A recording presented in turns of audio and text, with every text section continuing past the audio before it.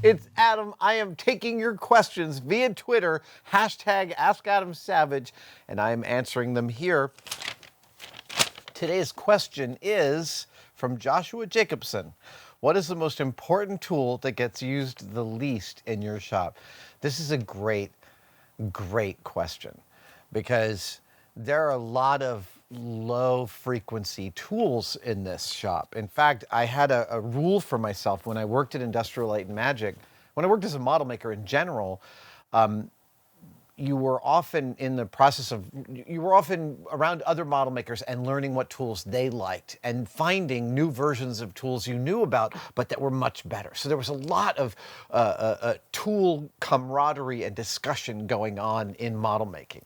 And one of my rules was if I needed something more than 3 times a year, I would buy my own version of it.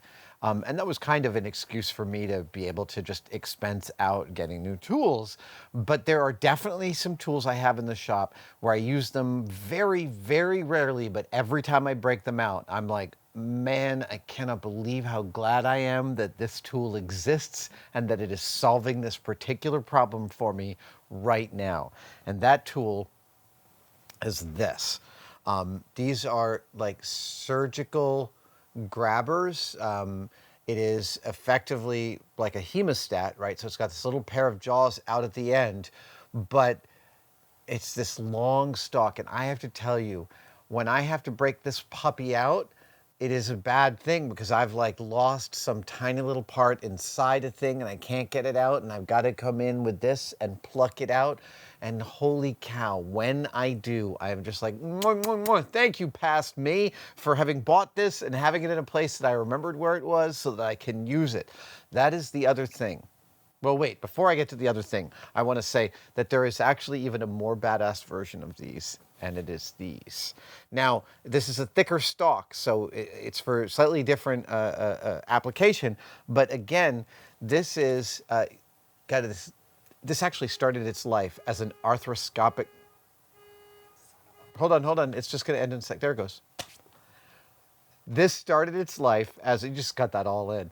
This started its life as an arthroscopic stapler given to me by Nilo Rodis Jamero, the amazing art director that worked on Empire Strikes Back, among a million other things. I worked with him on Home Alone 3. Woohoo! And his wife, if I remember correctly, was an OR nurse. And he brought me some really cool pieces of equipment. This is a one-time use stapler. It is for stapling inside of someone through a tiny slit and like stapling stuff up.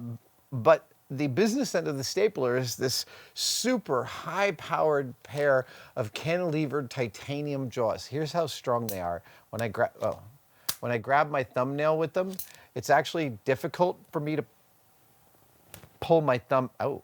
Well, I'm going to have to trim that. It's difficult for me to pull my thumb out. This, again, for being able to hold something in a correct orientation. Oh, and by the way, you can actually spin it. Yeah. This and this. That is a great question. And yeah, these are my favorites. Oh, the other thing I was going to talk about, low frequency tools. Having them is not enough. You have to be able to find them when you need them. And low frequency tools can suffer from cleverness. At least in my shop, I can get clever about where I put them. Oh yeah, I'll just put this right here. And I will never remember that I put it right there. So I have this new practice in the shop when I'm storing low frequency things. And that is when I'm looking at it and wondering, where should I put this? Where should I put this? I think to myself, well, if I didn't have it right now, where would I look for it? And that's where I put it. I don't get any cleverer than that. That first thought is the best thought. And if I don't listen to it, I'm just going to put this, and I might as well have just, wow, I don't even know what's behind there. I might as well have just thrown it behind the couch because I'm never going to see it again. That's my new memory trick, and it's been working gangbusters. But that's answering a second question that you didn't even ask, but you're welcome. Thank you. Keep submitting your questions via Twitter, hashtag AskAdamSavage, and I will keep answering them.